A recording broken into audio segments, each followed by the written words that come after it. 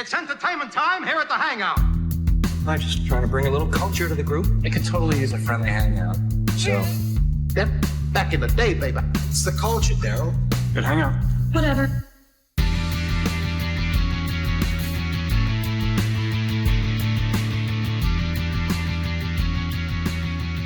What's up, everyone? Welcome to the Hangout Culture. We're so happy you're here with us, spending some time with us. I'm James. To my left is David. What's up, guys? How you doing?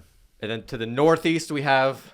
I'm Tom. There's Tom. Floor Tom. Get it right, Floor Tom. Well, Floor Tom. Dang it. You didn't call me. You didn't even remember my name last week.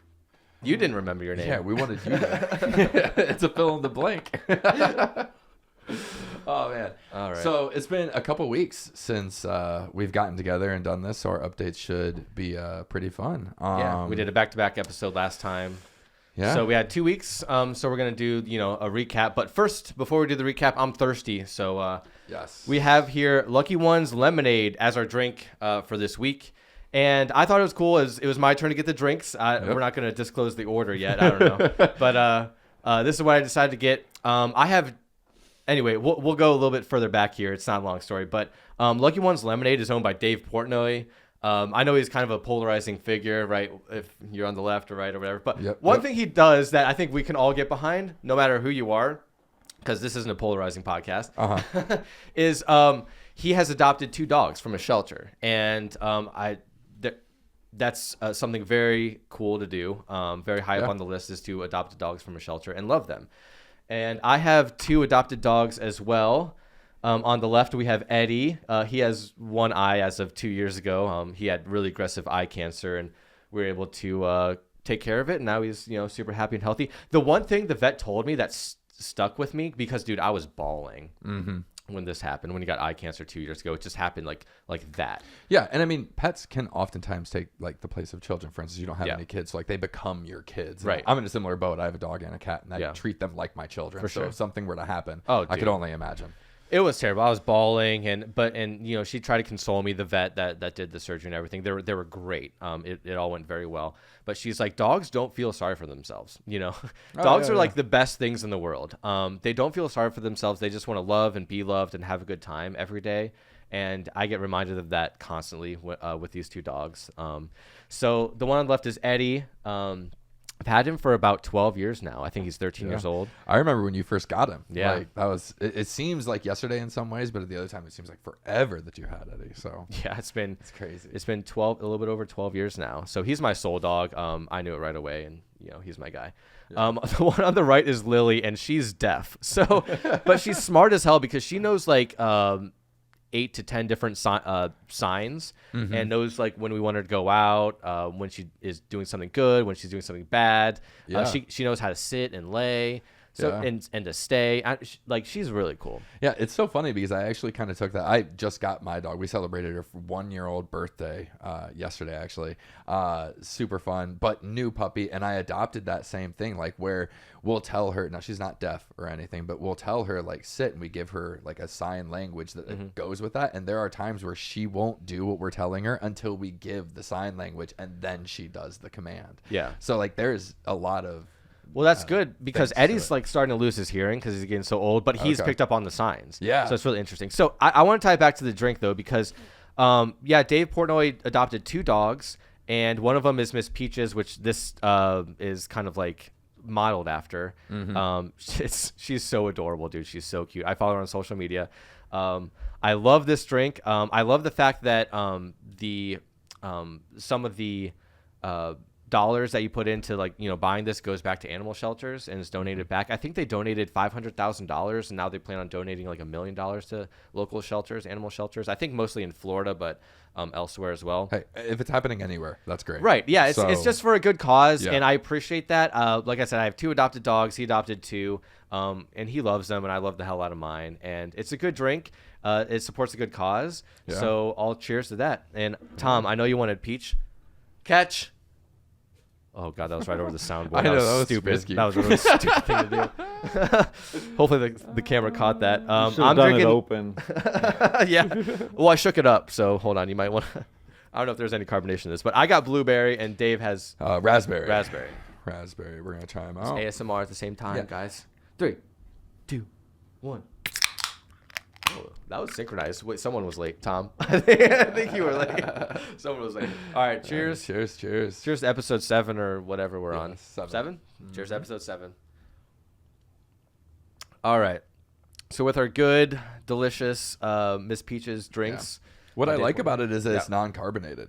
A lot of the like canned cocktails or like seltzers, I don't like because of the carbonation. These are quite good. Yeah, they're good. Yeah, that's tasty. It's very good in the summer. Oh, I'm sure it sounds, or I would imagine it'd be very refreshing and Very refreshing. like picture this on a boat. You know, Picture a lot of things on a boat. That'd be nice. It just elevates whatever you're doing. Yeah. What do you think of it, Tom? I think it's all right. I can't. Vodka's not my favorite. Yes. So I didn't describe this. Vodka with real lemon juice and natural flavors. That's my description. yeah, it's good. Anything with vodka in it for me, it's been a long time since I've been able to drink vodka. What about tequila? You like tequila better? Yeah. Better than vodka? Yeah. Oh yeah. Me too. Yeah. I feel the same way. Tequila's the best. It's actually the Yeah. cleanest liquor that you can drink. Yeah, dude. Tequila gets you in a mood, man. Shout out to Agave. Agave. It's so funny that you say that about vodka, though. I'm gonna somewhat go into my update because it's so. Yeah, we're gonna do our updates now. Is that cool, Tom? Or do you have something else to? No. Okay. Okay. As everyone knows, if they watched last episode, I was traveling out to PA to do some hunting and spend some time with my grandfather and cousin. And on the way up, my brother came up with this great idea of let's make Jello shots while we're there. So it turned into this: buy a bottle of vodka. We got a couple packets of Jello, and we made Jello shots. And I have not had Jello shots in years, but it was fun because it was Smirnoff vodka, like the cheapest way that you could have a drink, and it was a good night. It was a lot of fun. But What color were the Jello shots? I just there was some debates over this actually. My brother wanted orange, and so we got a little pack of orange. My favorite when I think of a Jello is blue or red. So Yeah. I was like, make either one of those. So we did blue, red, and orange. Okay, that's interesting because I just remember from deer camp from when I was hunting, I have Jello shots. Tom, at some point in this podcast, there's a bunch of Jello shots in my fridge. Bring down 3, por favor. Yes. We're going to do Jello shots before this episode is over. Oh, he's going on right it. now. That's Yeah, fine. He's like, that's fine. Yeah, we can do our updates. Tom's getting the Jello shots. He's on it. Yeah, from going from like not liking vodka to being so eager to have a Jello shot. You just reminded that's me. great. I totally forgot I had those in my fridge. How funny. Well, we'll help you out and get rid All of a right, couple. so when you're in PA, you made Jello shots with your brother? Yeah, and then we went hunting the one morning. Unfortunately, we didn't see anything. You went hunting with your grandpa. Yes, right? I went hunting with my grandfather, and it was a really cool just experience to see. He always goes to the same place, so like it was cool for me to see something he does so frequently right there next to him. So even though Did he impart a lot of wisdom? a little bit, yeah, he kind of gave like, hey, we're going over here for this reason. We're gonna hide in this brush. We're gonna, it was more so for the experience. I don't know how much longer he's going to be actually hunting and able to go out there in the cold and sit. So being able to just like have that in my memory bank is kind of what I was looking for. It didn't matter if we were able to get a deer or not. It was just for that experience. So I came away with it very fulfilled.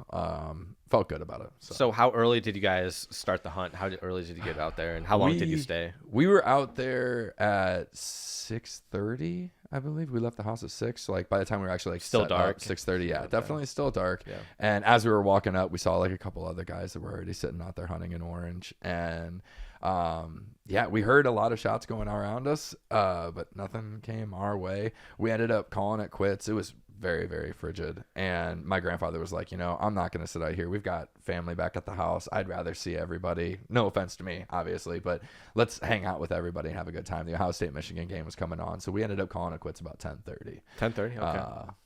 Okay. But that's a start. I mean, it's such a big learning process, and that's what sucks about hunting is like I wish it was more accessible to a lot more people. Yeah. But you need to know a lot of things in order to hunt first. Yeah, absolutely. I think of like I used to go fishing with my grandpa as a kid. Yeah. And for me, it was never about catching a fish because I didn't want to have to touch it and it was gross. But it was just the hanging out and spending the quality time. And I think that's probably the part of like hunting that everybody can kind of connect with is that Mm-hmm. bonding time. And so if it's fishing with your grandpa and not catching anything all day, or bow fishing with some friends and you have terrible aim, it's just still the whole aspect of the bonding and time together. So I prefer to not catch anything when I go fishing.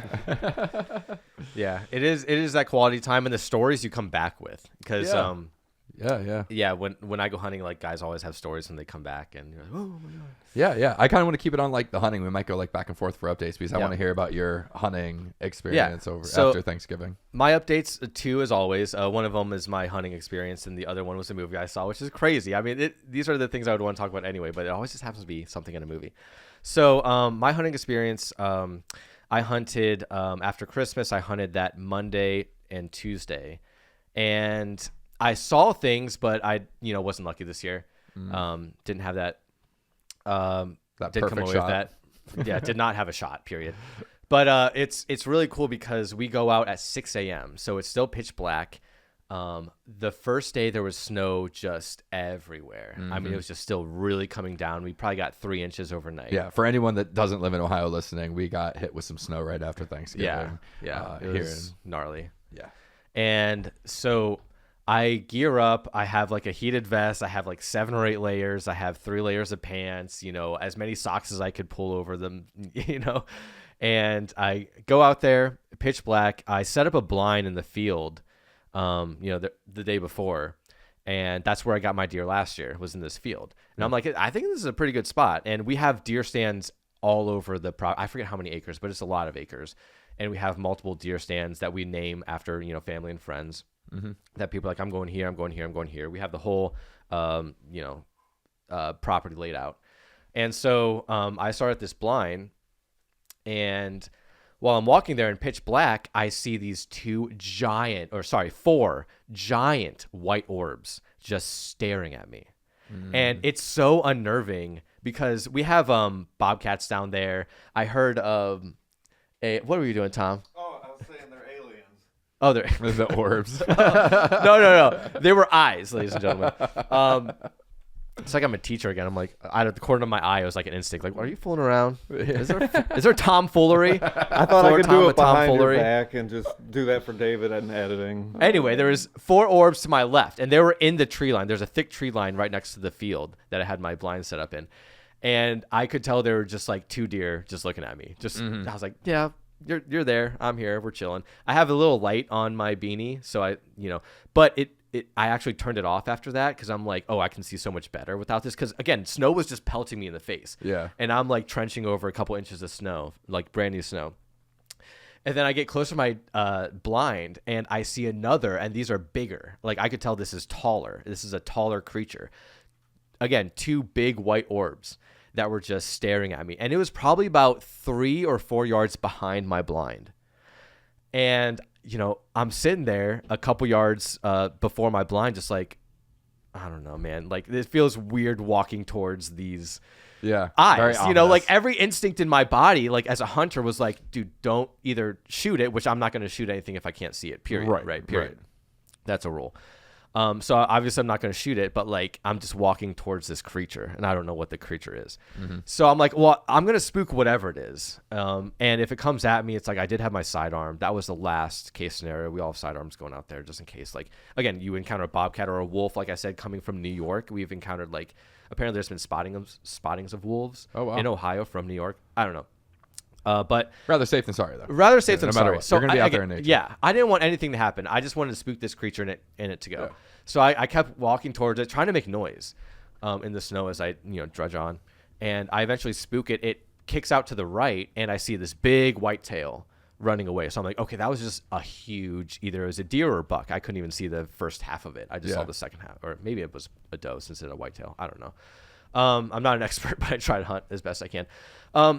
So I get in that blind, it's pitch black, and you just like sit there and you wait for nature to come alive. And it's a really magical moment when you have all the snow falling, and there's these big pines in front of me where the tree line was, and I don't know, I was just like captivated by all of it, and it was just so beautiful. And the only other thing I saw was a doe just hopping into the tree line about 100 yards away from me, towards my 10 o'clock. Yeah. And I was like, well, I didn't have a shot. I would never have a shot. But I saw a deer, pop in.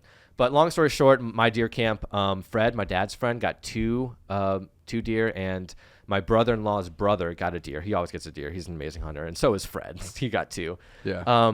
And so he was like, hey, if you want this, it was a button buck, so it was a younger buck. He's like, if you want that, just have the tag and pay the processing. It's yours, whatever. And so I took it, and we're gonna have venison for a bunch of months. Yeah, so that's awesome. Yeah, and that's the whole point of it. That's the whole point. Yeah, I'm so looking forward to making venison stroganoff with it. Tacos, tenderloins, and everything. Red wine reduction with the venison tenderloin, delicious. Anyway, and then the second thing was I saw Frankenstein, dude. I've never been into Frankenstein. I don't know a single thing about Frankenstein, but it got me like hooked into the lore and mythology of Frankenstein. It was a really good movie. Huh. Yeah. What's that on? Did you see it in theaters? Or It's on Netflix. Okay. And the coolest thing, yeah, dude. Who was the director? I keep forgetting his name. It starts with a T. Shoot. Guillermo del Toro. Del Toro. That's the director. He does a lot of great things, but like it was so good. And so I did like a deep dive on Frankenstein just because my fiance knows a lot about the book. And she was comparing it with the book, like how accurate it is to the book, which a lot of people do with Frankenstein's because there's a bunch of Frankenstein movies out there. Yeah. And she's like, it's about 50%, I think is what she said, or something with the book. But from like the deep dive, I learned that the Hallmark version of Frankenstein is the most like the book that ever existed. So if you want to watch a Frankenstein that's most like the book, it's the Hallmark version. Can you believe that? Interesting. I I wouldn't have expected that. But right. At the same time, like, I don't know how much goes into like adding fluff to it to make it to a Netflix or a big blockbuster film. Like, they're probably adding things they think are going to add more excitement, and so you differ away. Well, or every stray single away from the main Frankenstein story. differs in some way, right? Okay. They all don't follow the book perfectly. Not a single one. They all have like actually their big differences. Huh. What is this? I don't know that I've ever seen. This is the Hallmark one. Oh, this I is think yeah. Tom was bringing up for Thank you, us. Tom. This is the Hallmark version. I don't think I've ever seen this, or I mean, obviously not the new one, but Yeah, like I said, before this, I didn't know a single thing about Frankenstein, but it was so well done. And with my fiance knowing a little bit about the book, was just like, yeah, I want to learn more about it, and like how the different characters vary throughout the book and other films and stuff. yeah. And Very Angry, neat. yeah, there's a YouTuber, Angry Video Game Nerd, that broke down Frankenstein. I recommend that him to anyone who loves old video games, retro video games, and just like really crazy humor. Yeah. That kind of reminds me. Alex and I just binge watched as far as like speaking of things on Netflix, we binge watched the first, I guess, half of the Stranger Things. Yeah, we've been season saving that that. just- How has it been? I was happy. No spoilers. You were happy? No spoilers. I was happy because, and this isn't, it's not really a spoiler, but during the last episode, I kind of kept expecting it to be like a cliffhanger ending at certain points, and it gave more than I thought it would, while still maintaining a cliffhanger to make you want to watch the next half. Do you think So- there's gonna be another half? Yes. So Okay, this because I was like, the there done only- after this, right? No. So well, The kids are like 30 years old, right? They released the first, I believe it was 5 episodes just after Thanksgiving or last weekend. Okay. And then the second 5 comes out like on Christmas Eve or Christmas Day. Okay. And Good to know then they before I have watch it. like a big finale that's going to be released on New Year's. So it is like this 3-layered release, but I was like, okay, this is fun. I like where this is going. Maybe it just made me excited. So I'm not trying to give anything away, but for me, it was a positive thing. But then the other half of the update, because I actually ended up making a impromptu trip this past weekend to my wife Alex's like childhood friend. Shout out to Dan Kosich. He had his Shouts out, Dan Kosich. Ba-ding!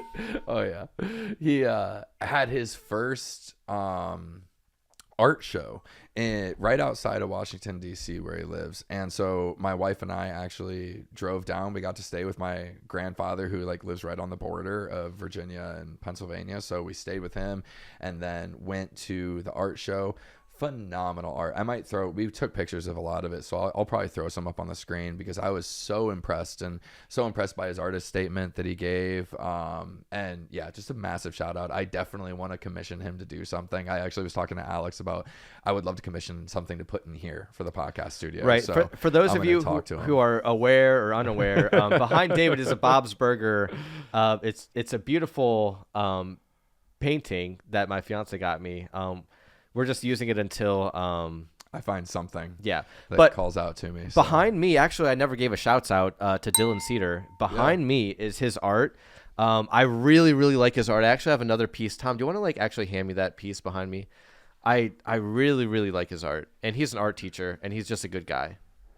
I don't know how I'm best gonna show this, but maybe I'll show it to my camera. Yeah. Or maybe to this camera. Yeah, just so your face isn't in the way.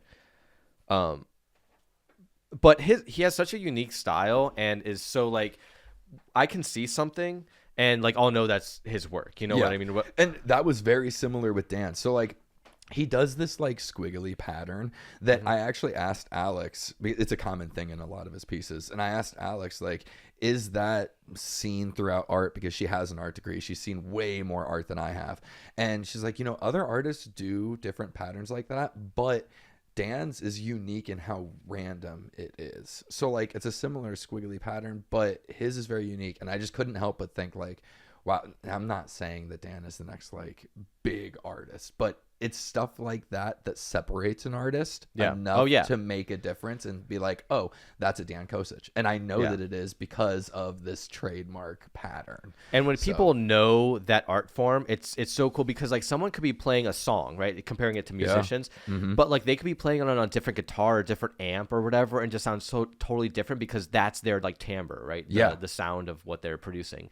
And just even from the equipment that they use to like all these minute details in their work make it their own, and I really appreciate that because, there's the same chords over and over again, but people play it way differently. You know what I mean? The way the art pick is the hits same way. the strings, the way the angle, like it's just the wrist flick, like everything can be made into an individual thing. So yeah, I definitely agree with that. And it was really neat to see, this is his first one. This is his first batch of art. I think he made 19 pieces of art, and it was awesome to see because all of them were for sale, except for I think 1 or 2 of them were not for sale. But as we were walking around at the end of the event, like a good handful of them were sold too. So like it wasn't just we like it because we know the guy that made it. Like it seemed to also just have like a good pool to people. So it was really neat experience. So. Yeah, and art speaks to you. It's weird because when I see a piece, like you either have a reaction to it or you don't. And obviously being an artist, you would want more people to have a reaction to you. Yes. And it's just like anything. Do you want to cast your net big or small, or like how do you do that? And if you want it to fund you or have it be your career, then it's like these things you have to consider. It's so interesting that you say that because there was one specific piece that I had deemed like my favorite, and it's because I saw a different meaning in the piece, and I asked Alex like, hey, what do you think of this? And I explained my meaning behind it. She's like, I saw it a completely different way. And it's like good art does that. Yeah. You can find different meaning based on the viewer. And is this the stuff? Maybe. Yeah. Actually, wow. Well done, Tom. Well done. Yeah, Again, this is a lot of his stuff. You only have a couple more weeks to vote for Tom as 2025 producer of the year. But we can do a pinch and zoom really quick. Scroll down a little bit though, because I'd like to show you the piece a P and Z that I specifically saw. Oh, maybe it doesn't have a picture. More on Instagram. It's fine. I like the colors though. Yeah, his color pattern, and like if you can see like the squiggle, it's all textured. Yeah, So, I can see. You probably can't tell online, but it is all very. There you go, Tom. Yeah, and like in the gold, he uses gold leaf, different color patterns. It's all amazing work. And for his first show, I was very, very impressed. I was like, I need one of these. Nice. I like how that blue streak goes up through the border because the border looks so perfect and pristine. Like you don't want to it up. Yeah. Because it is so perfect. Like you can tell the measurements. So he probably used like maybe I don't know, but that just cuts through it, right? Yeah. That blue, and it kind of like. Yeah, I had a feeling towards that. Art is interesting. I don't know a thing about art. I hope I can appreciate it like the connoisseurs do, but Yeah. It was all just a super cool experience. Yeah. And yeah, thank you for bringing that up, Tom. I'm really happy that we were able to bring that Tom. up. Speaking of Tom, we haven't heard his update yet. Yes. So we'll throw it over to Thomas. Floor Thomas. Oh, yeah, we're back. We're back. It seems like it's been a while. So I've been waiting patiently for last Wednesday to hear the new episode come out and then have the kids ask to listen to it at dinner time. So shout out. You'll get it right one time. Every time Everyone's trying to steal my shouts out. I need to put like a boiling filter over James right now. But yeah, all the kids, Trent, Gavin, Jackson, Hudson, they always ask to listen to the podcast. And anytime something's on the radio, they're asking if this is me. And I say no. And they're like, why not?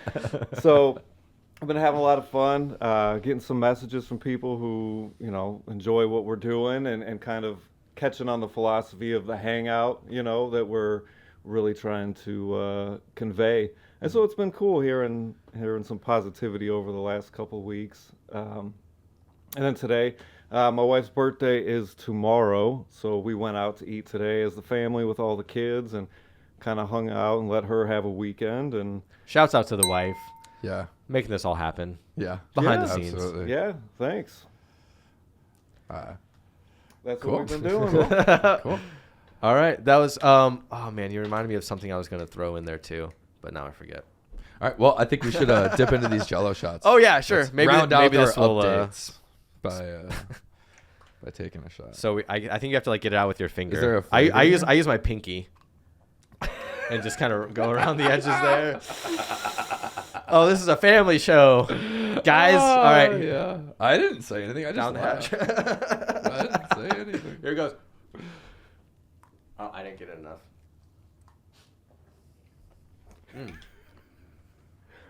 The ASMR of the whole Jello shot in your mouth. Great podcast material. How you like it, Tom? Pretty good. That's pretty good. It's pretty strong. What is the It flavor is kind of of strong. that? It's like caramel or Mostly vodka. Yeah, there is caramel. it's isn't like a there? caramel or like When you said caramel, I was just like, bam. Yeah. Now all I'm tasting is caramel. yeah. That was almost like a butterscotch maybe. Yeah. Something like that. That is not your normal Jello flavor. Like that's not orange or cherry. Like I remember. that was a unique one. I remember that Jello shot, like, yeah, made me remember what I was going to say when Tom was talking. But it wasn't that crazy. But we did, going back to, like, my recap with deer camp at the cabin, like, hunting, we did a lot of hanging out. We call it porch time. Okay. So we usually go out there with a couple drinks, usually a bottle or two of bourbon. We went through, like, over the course of, like, 3.5 days, we went through, like, 6 bottles of bourbon. Well done. Mm-hmm. Well done. Yeah. Goals. Yeah. What was your favorite? What was the prime? Or did you have like all the Oh, same I know the bourbon, prime. or It's did you always go- the prime. No, Woodford Double Oaked is my favorite bourbon of all time. I don't care how. Oh, Tom, a fan of that. Yeah. Big fan. Yeah. That's really the only Wow. kind I get for Yeah. the most part. That's crazy. I didn't know that about you. I didn't think you liked bourbon at all. I spoil myself from time to time. Tom, upstairs in the. No, I'm just kidding. We do have some. Let's get wild. We do have some, but I feel like I need to like go on a piss break here soon. So I'm not trying to. We'll see. My first one. So yeah, we call it porch time. We all hang out with cigars and a couple of drinks and everything, and we just go until like, into the morning with just hanging out. But it just reminded me of this podcast because it's like that with like 5 or 6 more people. Just all hanging out, enjoying each other's company. And it's just like, if you hit record and then just started recording that porch time, it's just like, what do we all talk about for 5 hours? You know what I mean? I remember hearing somebody talk about like if everybody's had the moment where you have a conversation, interesting conversation with your friend, you're like, dude, if we were recording that, like it'd be a podcast. Like that would have been great material. Well, and I walk away with things like, I'll watch the episode multiple times, for many reasons, and I'll be like, oh man, I wish we would have said this. Or even as soon as we're done rapping, I'm like, oh, well, we could have done 3 times this on this same conversation. The amount of topics on our whiteboard has never been achieved. Like we've never hit every single topic. we Like have we super old always ones, yeah. fall short because of how much we elaborate, because that's what a hangout is. Yeah. Usually you go It's taking the deep on time to different like subjects. explain everything. It's not like Yeah. a cliff notes. I don't think younger kids will get the cliff notes, but it's like a really condensed funny, version yeah. of a book usually. It's a I have, Google like, Jello- AI overview. Yeah, exactly. It's a Google Yeah. AI overview. I have like Jello shot on this desk now. Oh jeez. I don't know how that happened. Oops. You missed. Oops. All right. Well, okay, so if that We're gonna try to get to a topic. yeah, I think we can move on to I had one other thing I was gonna say, but now I forgot. I'm just forgetting topics left and right, Well, or just things on the fly. interject whenever it comes to you. But one of the things that I wanted to talk about and bring up, I am a big fan, as I think we all are big fans of the other podcast, Breaking Points. Shouts out Breaking Points, Crystal and Sagar, Yes. Republican, Democrat, hashing it out. Bringing a lot of Being just human. facts to things, and they were covering a report or a paper that was written that was discussing the poverty line and what it is currently and what it really should be. And I thought it'd be interesting to play this little clip of them explaining the report briefly, and then we can kind of go a little bit deeper into it and how we either agree, disagree, or see value in. By Michael Green, argues that the federal poverty line should be higher, and not just higher, a lot higher. Let's put this up here on the screen. So what he writes very specifically is that the U.S. poverty line, which is currently set to keep a family out of poverty, is $32,150 for a family of four. For a Michael family of Green four. did Yeah. some math. Quote, for a family of four to afford housing, healthcare, childcare, and other necessities, he calculated that they would need at least $136,000 a year. At He least. says it should be more than four times that. A figure would mean More that than the four majority times of that. American households are living in poverty by his metric. This idea.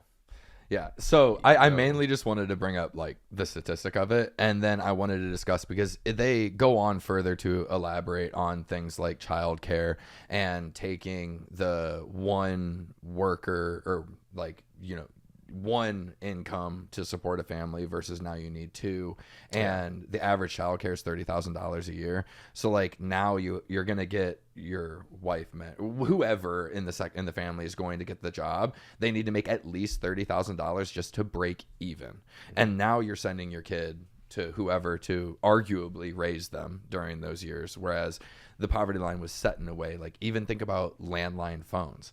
Like now you need to have a smartphone to like to be active in society, to maintain this status or whatever. Like you need to have that to make it through. So this really accounted for all of that, and I thought it was super interesting, and I wanted to see your guys' take on it and kind of Yeah, well, I know private equity has like infiltrated the daycare market, right? Yes. And anytime that happens, you just get like a worse outcome.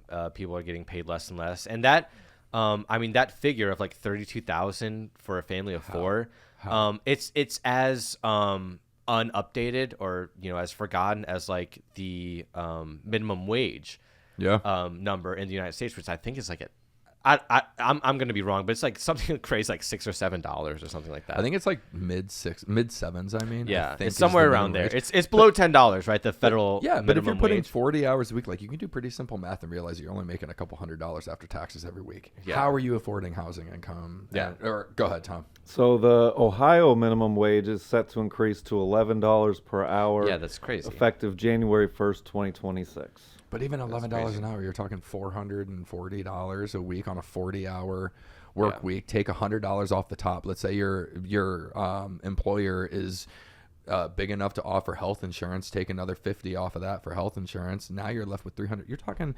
$1,500 a month. What's rent? You know, like, and then you got food on top of that. You got a car payment. You got car insurance. Like that's a lot of the things that this analysis or report touched on, because not only like if you're gonna have your spouse then working, now they need transportation. So now you have to take on a car loan or pay for a car outright, however you can do that. But then there's also car insurance on top of that. Then there's gas prices, and then there's wear and tear where you got to get the oil done, the new tires, so on and so forth. So it's just so many things that weren't accounted for when that original poverty line was set.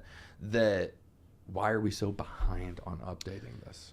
And what's the real reason? I know You it might seem like depressing and like there's nothing you can do about it, but a lot of our channel, before we started this podcast, we did content videos. Yeah. And what makes and again, we could bring in our documentary interchangeably as much Mm-hmm. as possible, but like it's all about supporting local business. And when it feels like helpless and you can't do anything about, you know, the political, you know, narrative we're in, you can always spend your money. We interviewed a congresswoman, and on her in her office in DC, it had "I vote with my fork." I think it was what the thing was. Yeah. And I brought that up to her, and we talked a little bit about it, because I told her, like, I feel like I vote every day with how I spend my money. And that's how I try to live my life. Like, I try not to support these companies that would bust unions, like Amazon, right? And do illegal things to bust unions, get away with it and all these things, pay their employees way less than what they're actually producing. I think it's disgusting. And so luckily I live in Fairview Park, which is a nice place for a lot of local businesses. And so with Christmas coming up and things, I plan on doing everything from getting my chocolate from Mally's, a local business, to Larkin Vine, another local business where I get, you know, things for Mother's Day and stuff like that. It's just so important to do that, because it does feel helpless. Like, what am I going to do? Like, but there's still places in your community that, like, we need to have them. And sorry, one more thing, but going back to our content videos, we highlighted local businesses, you know, like Riley's, like all the pizza places we would go to, like Merriman Valley and Ohio Pie and everything.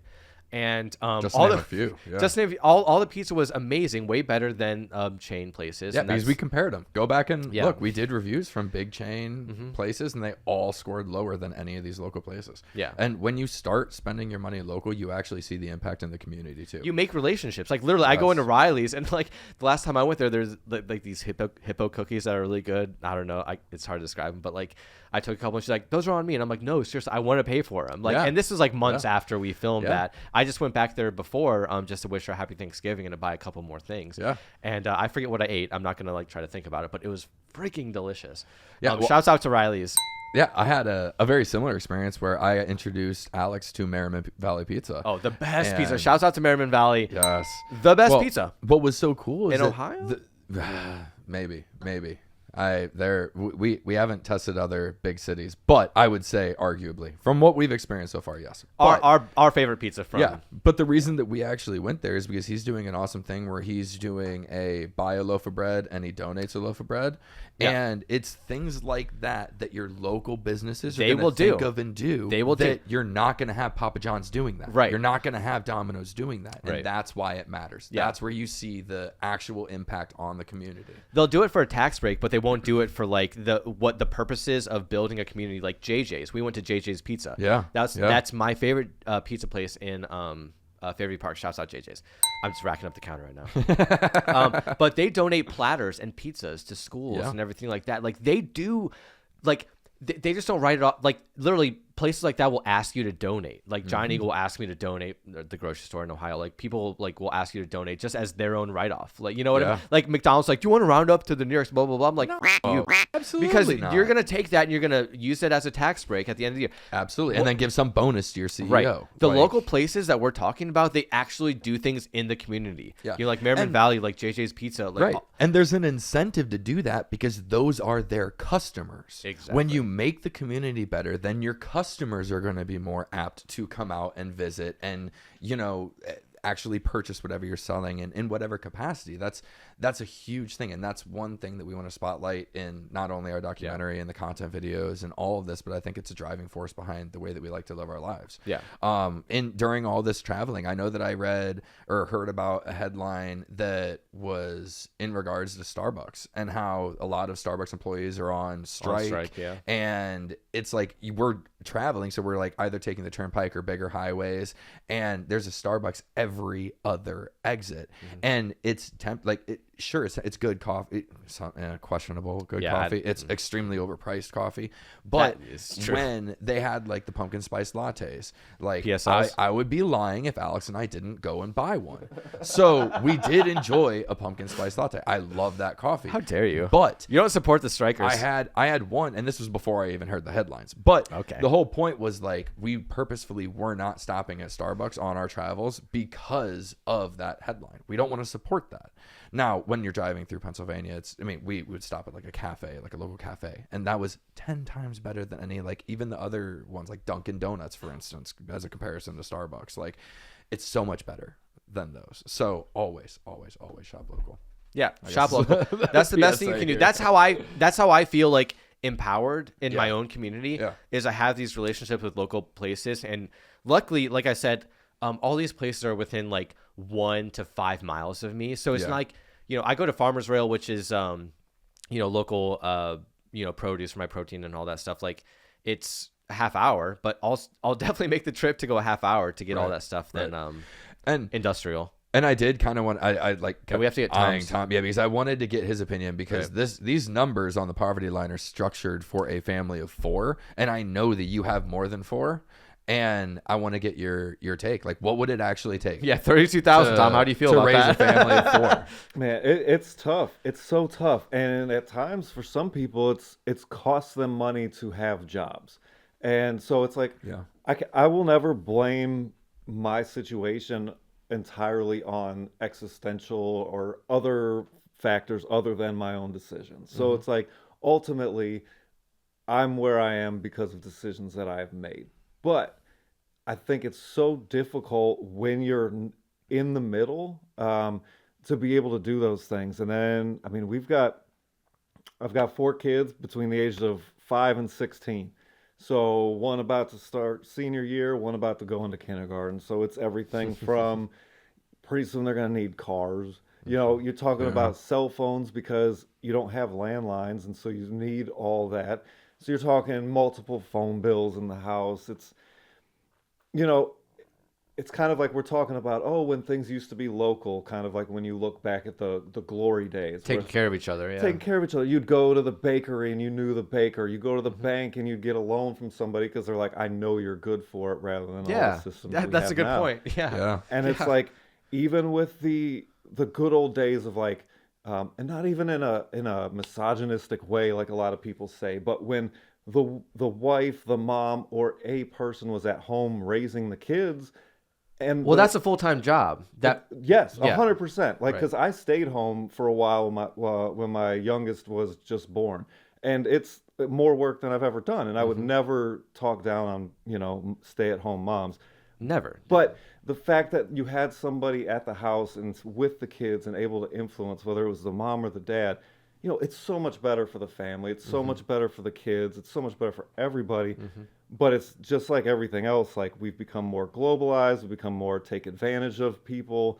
And so now we're getting food from every restaurant's getting their food from the same Cisco. And so you're not even, nothing's fresh. The promise was more technology would free you up to spend time with, friends and family and stuff. And that's a complete lie. Like, I remember there was a Yellowstone episode where this episode is way back in the 1800s, where they were trying to sell someone a washer and dryer machine. One of the best written shows. I mean, go ahead. I think I know what you're about to say, but like, it's just it's funny because it's like, what are we gonna do with all this time? You can go on a picnic with your family and friends, and you'll have a washer and dryer. It's like, well, how does this work? It's like, well, electricity. It's like, well, how do I get that? Well, you have to pay for it, and it's just like cascades into this thing where it's like almost like if you own a bed, it's like, well, you have to pay for the sheets, and then you're going to pay for to wash the sheets, and then you're gonna, it's like all these things have other like unseen costs that happen, like what Tom was saying.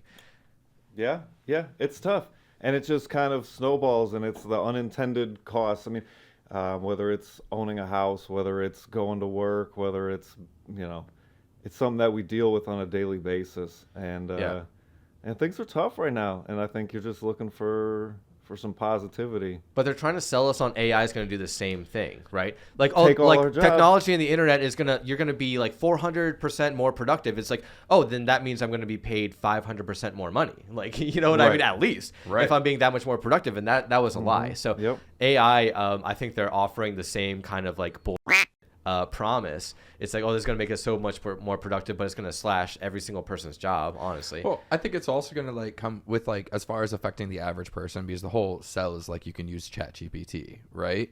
Like, the second that they actually reach a level where they need to make money, because these companies like OpenAI are evaluated at such a unremarkable price that they should not be valued at because of the investments and the inflation. The promise, what they're promising. So as soon as they're like, oh shit, we need to make some money, then you're going to see a paywall.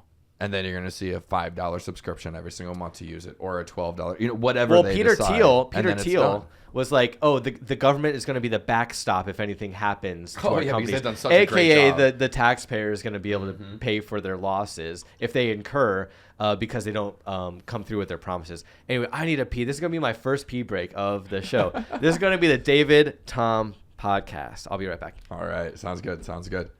Well, they're already putting ads in ChatGPT. I mean, and even talking today to my son, because he's talking about the things he wants to grow up and doing. He's like, oh, yeah, financial advice, accounting. And it's like, why? Why would you do any of those things? Yeah. Even he loves art just like I do. And he's in graphic design. And it's like, is there a potential in that? Is there a future? And Well, it's like we've talked about with AI music, and now the only saving grace that I would say as far as like the art world goes is there's still a human element, right? So like even how we were showing Dan's art, like you're not going to have an AI robot like paint that or make it, like it's not going to be the same, and people still appreciate handmade things. So I'm hopeful that will prevail. I think people I think a majority of people are not for AI stuff. Right. Whether it's art, whether it's all this. I think a majority of people are like, I see the damage it does to our cognitive ability. I see the potential risks. And at some point, you're like, this is enough technology. Yeah. And, and I think there's just... Well, yeah. And I guess like even outside like the promise of AI like making things more affordable or making your life easier, but like just bringing it back to this whole like actual money number, I wouldn't mind even just touching on that second tab real quick, and then James can come back in whenever and chime in, because something that we're also seeing in this like poverty line issue is that the other needs still have to be met. Just like you said, you have a family of 6, you have 4 kids. Like all those kids are going to wake up on Christmas morning and have presents, and it's your responsibility to put them there. And what's happening right now, as far as just this Breaking Points did a great breakdown of like what's actually happening on Black Friday shopping. Did you play that clip? Sorry. No. Okay. It's not a clip. I just wanted to show the stats and we can talk about it, because it was if you're just listening, they're like, this is basically what it breaks down to as far as Black Friday shopping goes. They saw a 9.1% increase in spending from last year. And while that might seem good for sales, for people have more money, so they're spending more money, unfortunately what it actually breaks down to is that roughly 11% of all Black Friday spending was financed through a buy now pay later service, such as Affirm, Klarna, Afterpay, and then 84% of all purchase were financed by credit cards, where 67% of those consumers expect to not pay the full balance in the first month. So they're getting hit with interest. So while the numbers might seem good, it's really just this big bubble that I think is going to synthetic. And then it says, absolutely. and then it says a total of 95% of Black Friday shopping, 11.2 billion, was financed. Yeah. So what does that do to the market? Because you're talking about these big companies. Banks love it. Yeah. Because you're talking about these big companies like Capital One, American Express, like all these big credit cards. And that 11.2 with the average interest rate on a credit card being in the double digits. 20 to 30%. Yeah, you're 20% of that is a astronomical number. You're talking about over $2 billion. It's extra money that the Americans are going to have to pay. And that's why banks were applauding the 50-year mortgage. You know what I mean? It's just way more money for them, way quicker, way more upfront. And if they know they're always going to get bailed out, why not set the bar high? So do whatever you want. For it. Yeah. This is one of the things that I've kind of wondered too, is because if people are going to finance things, hey, no matter how expensive it gets, they're going to figure out a way to pay for it, even if it's taken out a loan. Yeah. Then that that just keeps you saying, well, let's just charge more, right? So like Right. concert tickets, for example, they're getting so expensive, and they are offering a lot of these Affirm, which I actually did do a payment plan to get tickets for me and my son for a concert. Otherwise, I would have never been able to go because these prices are getting so outrageous. Damn. And so it's putting you in a spot where it's like they're going to charge you $200 to see a band. We're offering a finance thing. Shoot, we might charge you $300 because you know that you can pay it off in 6 months, 8 months. So we can keep upping these prices because people are going to keep financing if we give them that ability. Right. And they're going to be paying interest, and they're going to be paying on these things forever. Mm-hmm. And you're talking about experiences with your kids. Like James and I, unfortunately, don't have kids, so we can't like empathize. We can empathize, but we can't like directly relate to it. So, but you with kids, like going to a concert, like all I would have to say is, oh man, I'm not going to go to the concert. I missed out on the concert. Yeah. But if my kid is a massive fan of this, I'm going to be way more compelled to finance a $200 ticket. And we wonder why the birth rate is plummeting. Yeah. Well, it's just like what they said at the World Economic Forum. It's like you'll own nothing and be happy. It's like you can't even own your concert tickets. It's like when you go to the concert, it's like I'm going to be paying this off for a while. And that's what these and then you're talking about only going to one instead of Right. like when we were growing up. You know I was able to go to multiple concerts over the summer. Like that's not happening, right? Because they didn't have a system buying up all the tickets and reselling them. Yeah, it's wild. So I just wanted to bring that up, and I know it's somewhat like of a downer topic, but I was hoping that it wasn't as political and more so like economic. No, it's something that everyone's feeling. I think you know, even like the upper middle class or whatever, they're like understanding that things are getting a lot more expensive. Yeah. And I would love it if like the talk amongst the average actually make its way into people that can make a difference in terms of like government officials and, you know, elected officials that will actually do something about this, because it's something that is being felt by the middle class of America the most. And it has just seemed like, well, for as long as I can remember, it has always been divide and separate. You don't want to, like, they've just done everything to evaporate the middle class and make a like, you know, poor or rich. Like it is just which makes no sense. Yeah, as like capitalists, because we own a business, right? And we want people to have. I said this before on the podcast. We want people to have money in order to pay for our services. Yeah, it's that kind of just makes sense, right? So, Yeah. but you're sucking all the money out of like the lower and middle and even upper middle class into the 1%. You're taking away the American dream, essentially, because you're like, for instance, like Merriman Valley Pizza. Like if Merriman Valley Pizza had, like, let's say that the money, right? Papa John's was giving pizza for a third of the cost. Nobody's going to go to Merriman Valley Pizza, but supporting locals where you want to go.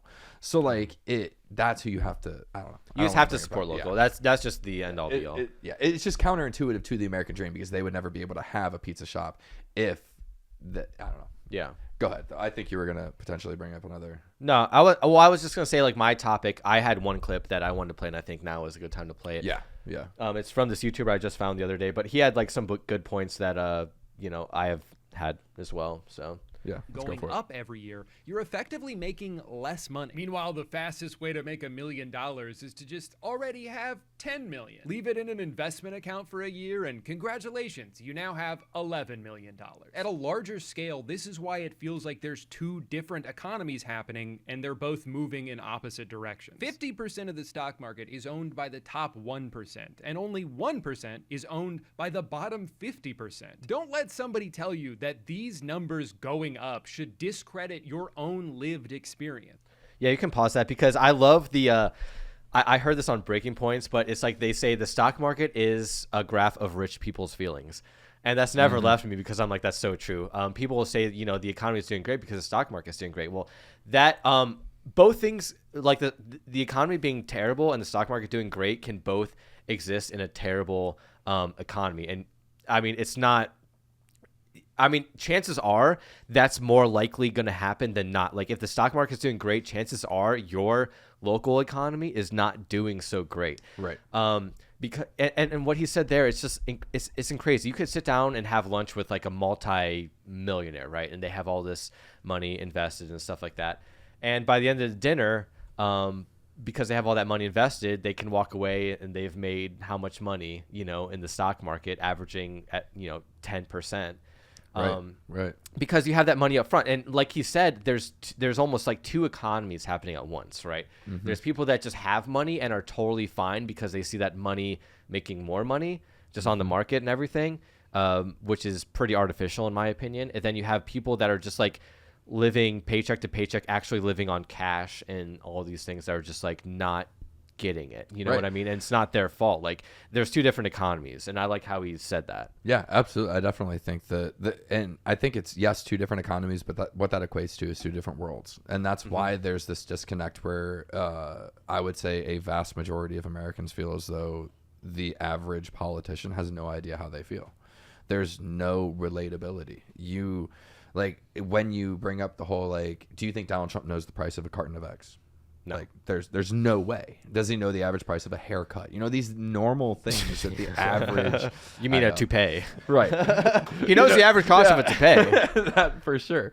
Yeah. But like it's those things that they're so out of touch with, that how could they have the best interests of the average when they don't even know what those interests would be? What makes a difference? You know, I buy eggs constantly. I make eggs for my wife and I every single morning. It's so interesting to see what eggs were a year ago and how they fluctuate. And that's kind of my meter, if you will, of like how things are going. Is like, how expensive is, you know, some people say a gallon of milk, but like my reference is a carton of eggs. And it's wild to see the price jump, and then they'll go on sale and it's like half of the cost. And some is related to like seasons, and I understand that. But well, when you go to the grocery store once or twice a week, like I do, you know, like I've been going to the grocery store once or twice a week since we bought this house, and like I can see everything going up, everything across the board going up. Yeah. The other thing is the housing market, but I'm not even going to go into that because that's just time related. Yeah.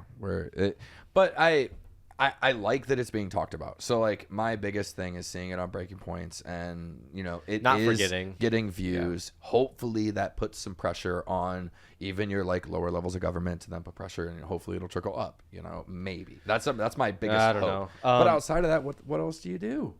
And you shop local. It's not just one side that's being hurt by it either. I mean, it's affecting everybody. Everybody's going, and you know, you still got to buy gas. It doesn't matter if it's $2 or $5. You still got to buy food. You still got to get dog food and kids food, and you know, so it's everybody's feeling the pinch right now. And I think it's just a topic. Anytime you go somewhere, one of the first things people say is, "Can you believe how much this cost me today?" Yeah. Well, actually, I see the mailman almost every day because I like run first thing, then I walk the dogs, like, and I eventually see him like on our street. And I always say I always ask how he's doing, and he was saying that his son just had a birthday. And as soon as he said that, like in his eyes, I'm like, he's going to say how much it costs, or he's going to say something about the monetary value. And he did. I could just see it in his eyes. And he's like, my son had a birthday, we did this. And he's like, and it was so expensive, man. And so it literally is going what you're saying. It's every single person is feeling this really artificial strain on our lives, and it really feels artificial. Like, why is this happening so fast, so quickly? But then you can drive, like, I know, for instance, I live in Akron. I drive 20 minutes north into Bath, and I see like 7 different Teslas that I'm passing, and like speaks more to the divide. Like well, I mean, someone could be looking like they're doing great and probably not be like doing. It's the old commercial of, yes, I'm in debt up to my eyeballs. It's American culture. It's American culture. It's the consumerism. Yes, but I know that there is still money. Like that's like no, there doesn't have to be. That's the thing. Like you were bringing up with those stats. Like how much of this is on credit? How much credit card debt is the United States in? And everything's on credit card debt. So it could look like someone's doing great, but in fact, they're probably doing the worst out of anyone. But it doesn't stop you from owning a Tesla. You know what I mean? Yeah. No, and I guess I see that. It's just I feel like the individual is similar to what that second video was showcasing, is like the people that have money, the quickest way to make $1 million is already having $10 million.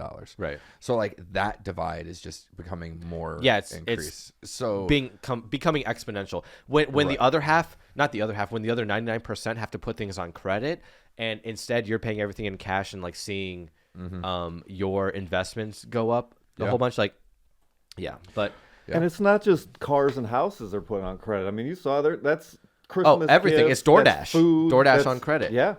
Or on a payment plan. It could be daily necessities, and it's not always they're just buying things that they can't afford just to show off and keep up with the Joneses. Sometimes it's legit things that you need to live your day-to-day it's like life. it's like the modern day payday loans. the modern day loans that were like 1,000% interest, but they'll approve anyone and give you $1,500 right before Christmas, and you can give your kids the whole present or the whole experience of Christmas, and then you're literally going to spend the next 3 years paying off that one Christmas. That's going to end up costing you $4,500 to pay off that $1,500. It's disgusting. I told my dad the other day, I've never been so bought out of American culture than I am now. Like always needing the new thing and always having the new this and that. I'm just like, I've never been so like disillusioned and bought out by this whole culture that we've developed in the United States, where you see like supermodels sporting the new this and that. And it's just like I don't know if it's because I'm getting older or because I'm actually like changing my worldview on these things. Really, but it's been a while since I've like really bought into like what America is about at its modern day, you know? Yeah. Well, what's really interesting about that is that are you guys aware of the company Pantone? They're the ones that actually make the color codes for colors. They're Pantone? Pantone. Sorry, not Pantone. Pantone. Yes. They have been releasing a color of the year for the last like 20 plus years, and this year's color for the first time was white, and there's been an uproar about it because it's kind of more so representing the minimalist life. Yeah, and everyone's starting to push back against that now. Everyone's like, no, maximalist. Like, let's get color. Let's go crazy. And it's interesting to see this like social thing that's happening in regards to like being a minimalist and being bought out of this like I need the newest best thing kind of mentality. Well, it's funny that you said that. You reminded me of something again that I was talking to my dad about. Where you know how McDonald's and Burger King and Wendy's used to be bright and colorful and have their own like aesthetic to now them. They're all gray. Yeah, now but do you know why that is? I remember being told once, but I don't remember right now, so refresh my memory. Okay, so like those fast food chains are the biggest landowners, I think, in the United States. I think you check me on that, but they're certainly very large. I mean, right. You can only imagine. There's so many of them. Yeah. So what they're doing is like, you know, we're not necessarily a food business anymore. We're a real estate business. We own all this land. So if we want to change our McDonald's into, you know, a Huntington Bank or a Key Bank or whatever, we can easily do that because our tones are so neutral, and we can just. And I've seen fast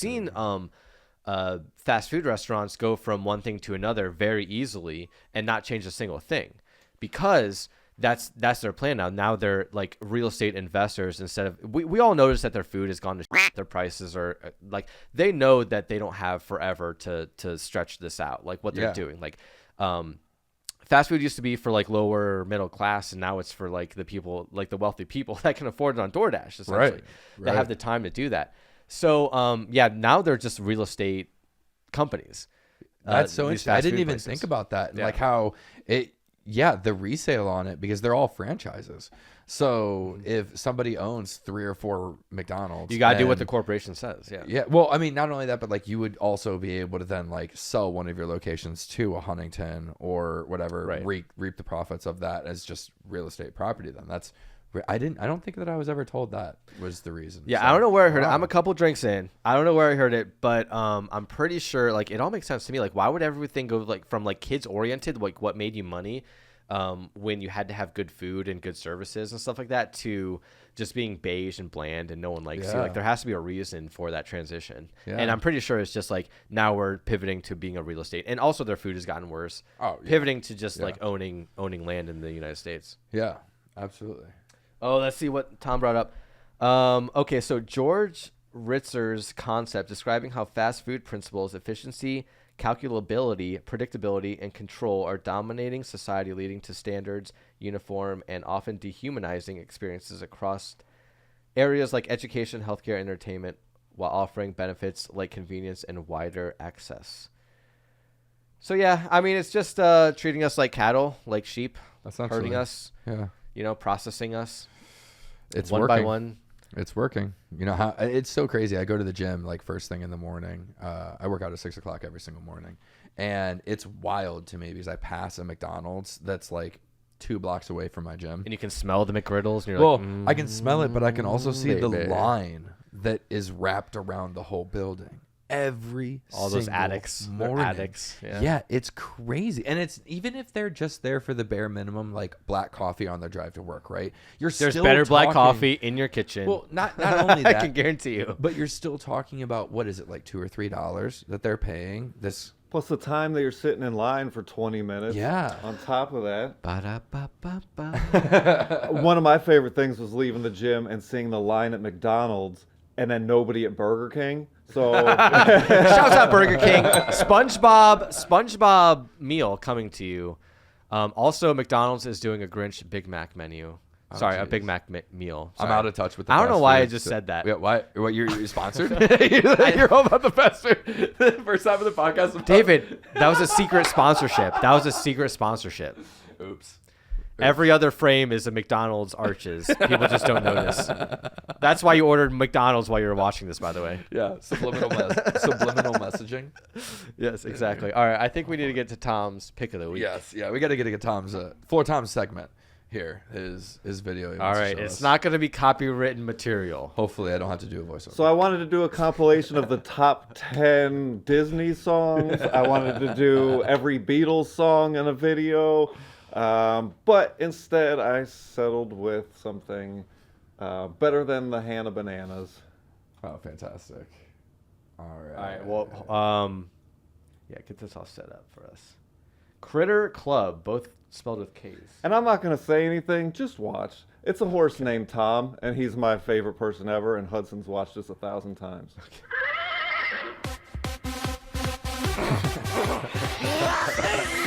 So,